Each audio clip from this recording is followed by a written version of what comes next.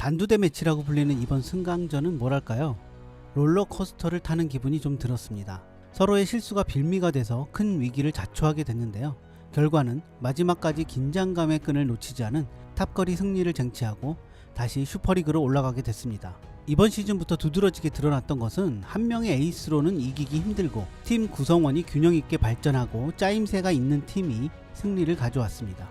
마지막 승강전에서도 이 패턴이 반복됐다고도 볼 수 있는데요. 그럼에도 불구하고 분명 구척장신도 승리할 수 있었다고 생각합니다. 솔직히 양팀 모두 팀 구성원이 균형 있게 발전된 것은 아니었거든요.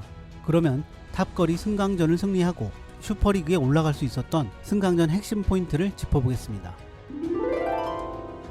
탑걸은 공민지의 해외 공연으로 인한 공백으로 교체 멤버 없이 경기를 해야 하는 변수가 생겼고요. 구척장신은 허경희 선수가 심한 독감으로 인해 경기를 제대로 소화할 수 없는 몸 상태의 변수가 발생했습니다.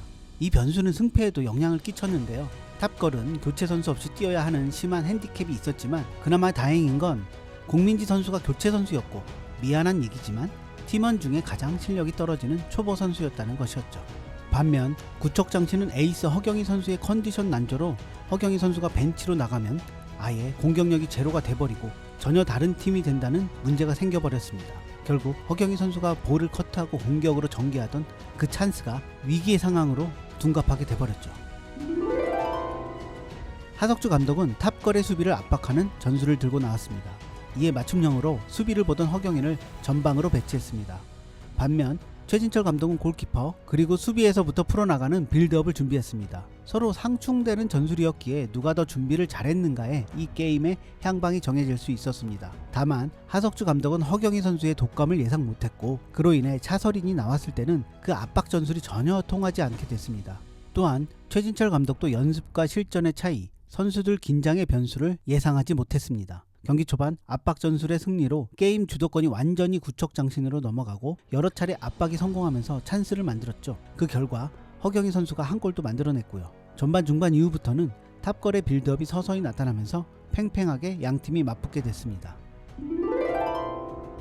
탑걸은 경기 초반 압박에 의해 커트 당하면서 1실점까지 하게 되고 그 이후에도 제대로 된 빌드업이 나오지 않자 경기 초반이었지만 최진철 감독은 과감하게 작전 타임을 불렀습니다. 그러면서 빌드업에 대한 자신감을 불러일으켜주고 준비한 빌드업 패턴의 다양화를 주문합니다. 이 작전 타임의 선택은 시기적절하게 주요했고 이후 탑걸의 빌드업이 살아나게 됐습니다. 물론 허경희 선수가 계속 커트를 하긴 했지만요. 허경희 독감의 변수로 인해 하석주 감독은 허경희와 차설인을 지속적으로 교체하며 허경희의 체력을 세이브하는 방법을 선택했습니다.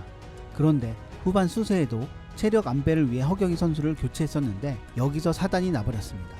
초반 비슷한 장면이 많이 나왔을 때는 허경희가 커트를 하거나 적어도 상대를 마크했었는데 차설이는 그렇지 못했습니다. 벤치에서 나오기 위해 준비하고 있던 허경희였는데 한 타임이 늦어버리고 만 거죠.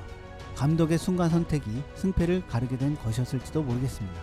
마지막 골은 여러 가지가 복합적으로 작용된 골이었다고 생각하는데요.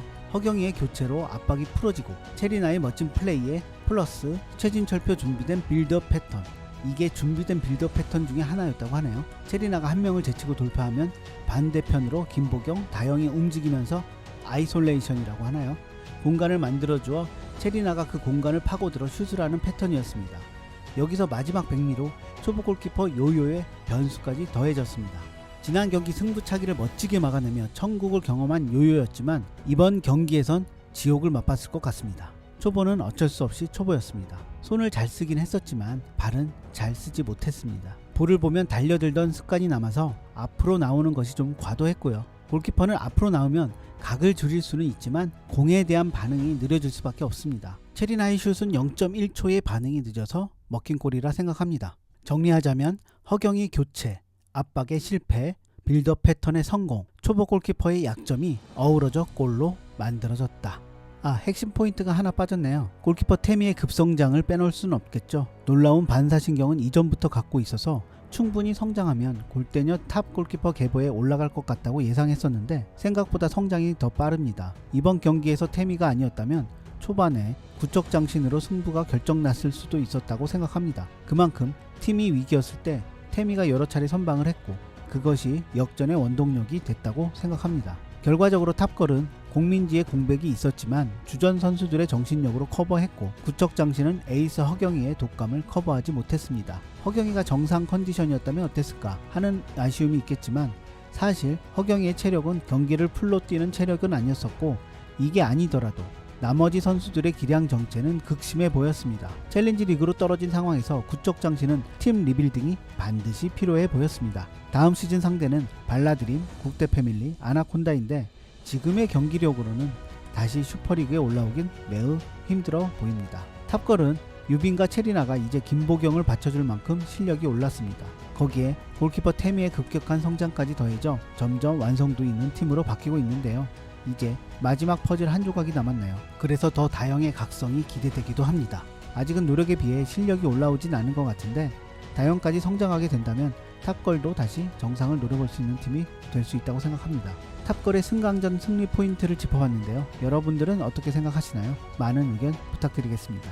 이상 황의사였습니다. 감사합니다. 제가 언감생심 구독은 바라지도 않고요. 그래도 내용이 조금 좋았다면 좋아요라도 부탁드리겠습니다.